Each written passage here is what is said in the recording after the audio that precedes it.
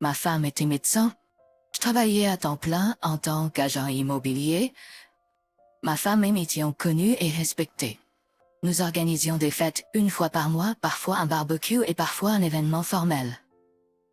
Nous invitions généralement nos collègues, amis et amis d'amis. Je pensais à quel point ce serait dévastateur si ma femme et moi nous séparions.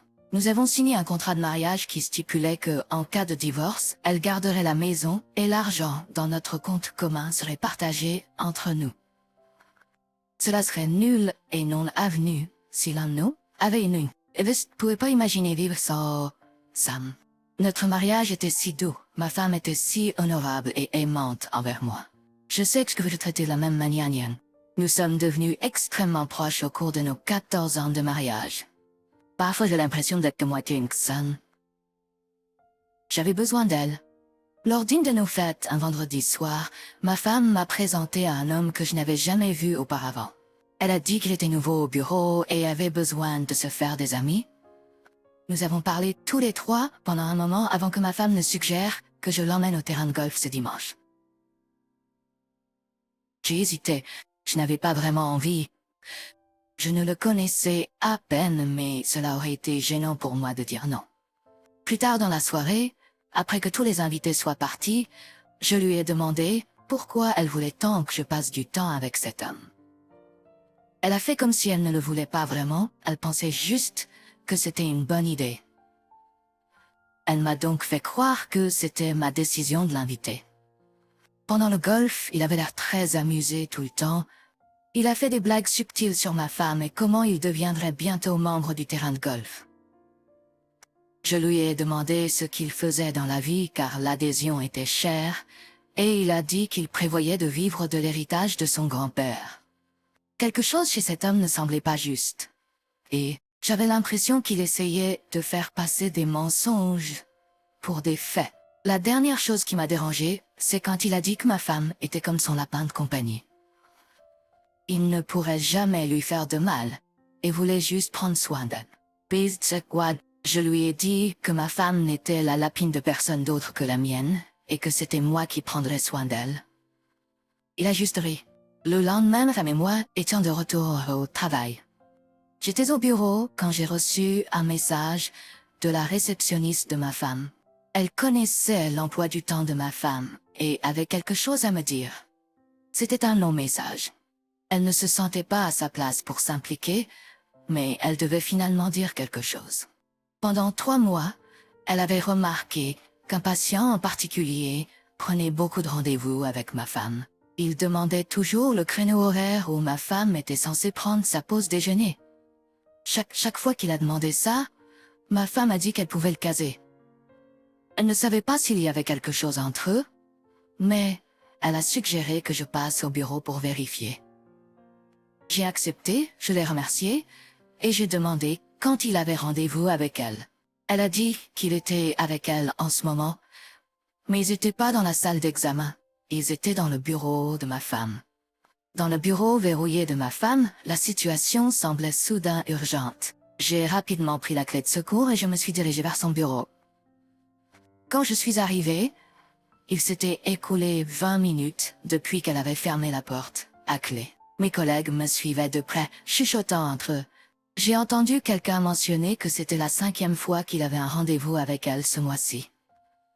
Quand la porte s'est ouverte, nous avons tous été choqués de les voir allongés nus sur un canapé-lit devant le bureau de ma femme. L'homme, happé, était la même personne avec qui j'avais joué au golf. Les vêtements étaient éparpillés partout, alors qu'ils essayaient frénétiquement de les ramasser. Ils ont refusé de s'habiller devant tout le monde et ont poussé à travers la foule pour se rendre à la salle de bain. J'ai suivi ma femme dans les toilettes des femmes et j'ai crié d'incrédulité. Et j'ai demandé des explications, mais elle m'a seulement demandé pourquoi j'étais là. La réalité n'a pas encore coulé pour elle. Je lui ai dit que j'étais là parce que ses collègues la soupçonnaient d'avoir une liaison avec son patient, et que c'était vrai. L'entendre dire ça l'a frappée comme un coup de massue. J'ai vu son visage tomber avant qu'elle n'éclate en sanglots. Je lui ai demandé pourquoi elle avait fait ça, mais elle n'a pas pu répondre. Soit parce qu'elle pleurait trop fort, soit parce qu'il n'y avait aucune justification à ses actions. Tout le monde savait qu'elle me trompait. Sa négligence m'a conduit à découvrir la vérité, et il n'y avait pas de retour en arrière. Elle sanglotait par terre, secouant la tête. Elle a essayé de me toucher, mais je n'ai pas pu m'approcher davantage. Je l'aimais profondément. Savoir ce que je savais maintenant me rendait en colère. Elle n'avait pas assez de respect pour moi ou pour sa profession pour résister à cet homme moyen et aléatoire. Elle pensait probablement qu'elle pourrait s'en sortir. Elle a eu l'audace de l'inviter à notre fête, m'a menti sur la façon dont elle le connaissait et m'a convaincu de passer du temps avec lui.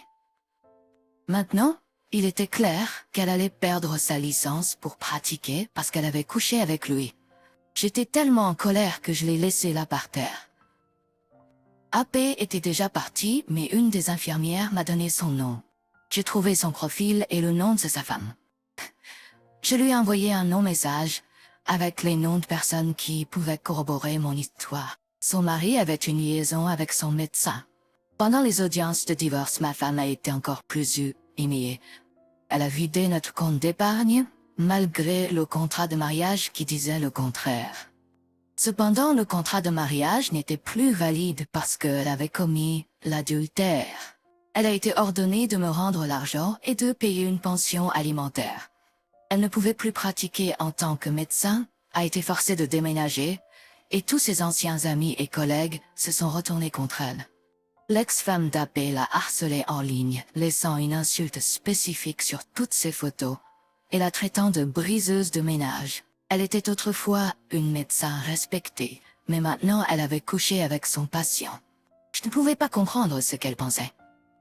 Je me demandais pourquoi elle avait choisi cet homme, et pourquoi je n'étais pas suffisant pour elle. Mais avec le temps, j'ai arrêté de me poser ces questions. Il n'y avait rien pour moi à me blâmer. J'ai tout fait pour être un bon mari, mais ça n'a tout simplement pas fonctionné.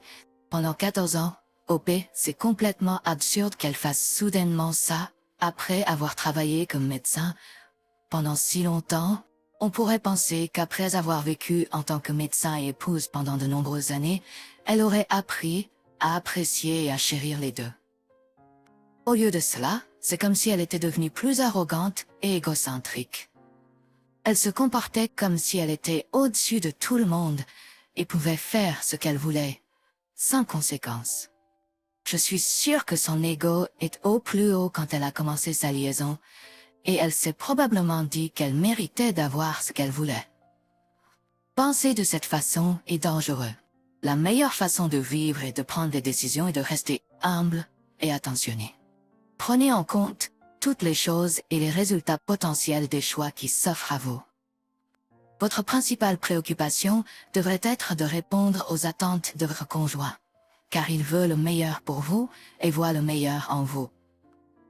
Merci d'avoir partagé votre histoire avec nous. Passons maintenant à notre deuxième histoire pour aujourd'hui. Ma femme, 32 ans, et moi, 37 ans, étions mariés depuis 5 ans. Nous envisagions d'avoir des enfants à ce stade. Ma femme travaillait dans une garderie depuis 6 ans et prévoyait d'y travailler jusqu'à sa retraite.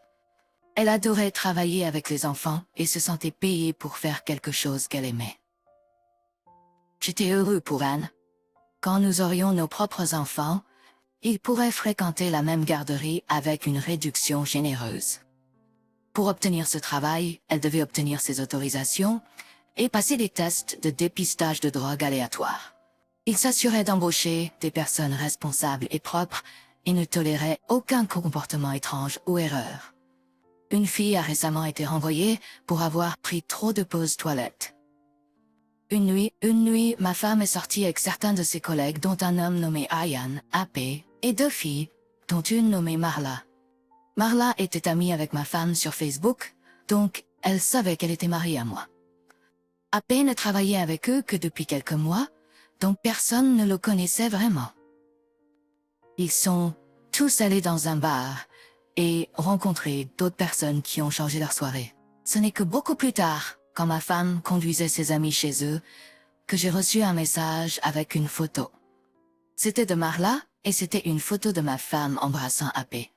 Elle était au volant, se penchant au-dessus du milieu pour l'embrasser sur le siège passager. Je n'arrivais pas à y croire.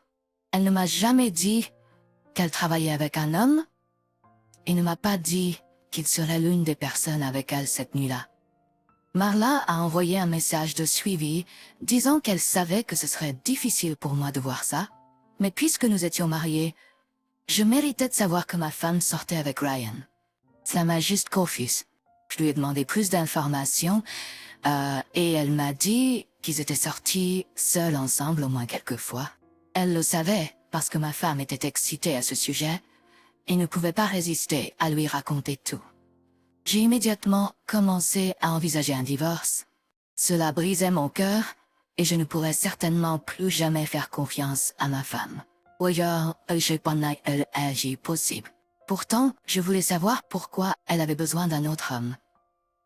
Et si jamais ils avaient fait plus que s'embrasser, l'idée qu'elle aille en rendez-vous avec lui sans que je le sache était très bouleversante. J'ai posté la photo d'eux sur Instagram avec la légende « Est-ce un véritable amour ou juste une liaison ?» Tous les amis et collègues de ma femme ont commencé à commenter. Une mère a ajouté, se demandant si ces personnes gardaient leurs enfants. Une autre femme a sauté aux conclusions disant qu'il se faisait probablement des attouchements au travail. Une autre personne a suggéré de les signaler au cas où quelque chose d'inapproprié se produirait. Je n'ai même pas eu à faire quoi que ce soit. Il y avait une armée de personnes inquiètes en ligne. Ma femme est immédiatement allée se coucher en rentrant à la maison et je l'ai laissée dormir. Elle est allée travailler le lendemain matin sans vérifier Instagram. Pendant qu'elle et la paix surveillaient des enfants dans leur salle de classe respectives, je suis allée parler à leur patron. Rapidement, elle les a tous les deux retirés de leur classe. Et l'expression sur leur visage en disait long. Ils savaient que c'était grave. On a fait le paiement des Sky.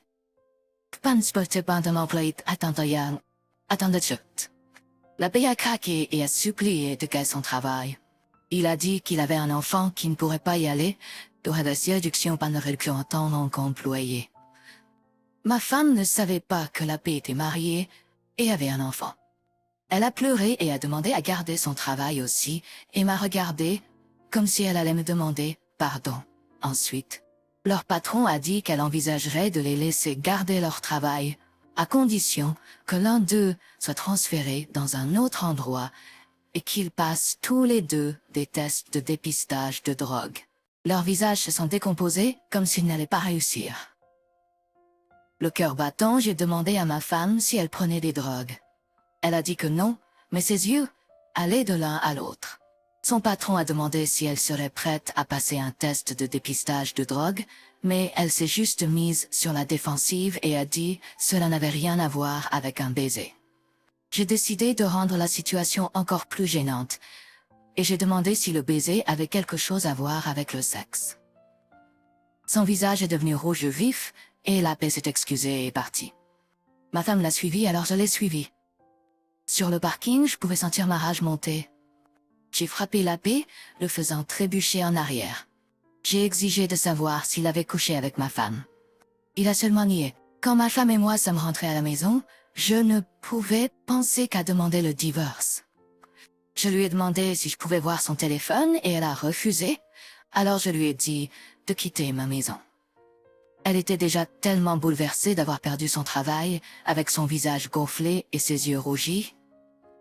Avec encore plus de larmes, elle m'a supplié de rester mariée avec elle. J'ai demandé à nouveau de vérifier son téléphone, mais elle ne voulait pas, parce que je ne lui pardonnerais pas ensuite. J'ai demandé pourquoi elle a refusé un test de drogue. Avant qu'elle ne réponde, je lui ai dit qu'elle devait être honnête avec moi s'il y avait une chance pour que nous restions ensemble. Elle a avalé difficilement et m'a dit qu'ils avaient rencontré un groupe de personnes au bar qui les avait persuadés de s'amuser en prenant des drogues. Donc non seulement elle m'a trompée, mais elle a aussi pris des drogues et a conduit sous l'influence et maintenant elle refusait de me laisser voir son téléphone. Je lui ai ordonné de partir, annonçant que notre mariage était fini car je ne pourrais plus jamais lui faire confiance de la même manière. Puisque la paix était mariée et qu'ils ont tous les deux perdu leur emploi, ma femme ne l'a jamais revu. Maintenant, elle vit seule, dans le seul endroit qu'elle a pu trouver, sans son travail, son mari ou ses propres enfants. Tous nos projets de vie ont été jetés à la poubelle. Même si les projets de vie que vous aviez avec votre femme sont partis, vous avez encore une chance dans la vie.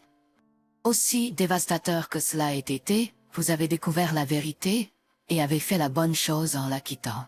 Votre ex n'a pas agi en tant qu'épouse honorable, qui respecte ses vœux et trouve l'excitation et l'attrait en son propre mari. Elle a commencé une aventure sans but, avec son collègue et a pris des drogues. Les actions parlent plus fort que les mots et il est clair qu'elle ne voulait pas vous garder ni garder son emploi. Une femme respectable ne se met jamais dans une situation dont elle pourrait plus tard regretter. Appréciez votre conjoint et les tragédies que vous avez évitées en vous engageant envers eux. Trouver un conjoint qui vous respecte et vous aime est une chose merveilleuse que les gens prennent souvent pour acquise, surtout lorsqu'ils sont tentés par quelqu'un d'autre. C'est dommage, mais heureusement, tout le monde n'est pas aussi sans cœur. Merci d'avoir partagé votre histoire et votre façon de gérer cela. Je vous souhaite tout le meilleur. Merci à tous d'avoir pris le temps d'écouter les histoires d'aujourd'hui. Si vous avez apprécié l'écoute, n'hésitez pas à aimer et à vous abonner si ce n'est pas déjà fait. De plus, commentez ci-dessous vos réflexions sur ce qui s'est passé. Si vous avez une histoire à partager avec moi sur votre propre situation ou celle de quelqu'un d'autre, n'hésitez pas à me contacter. Prenez soin de vous.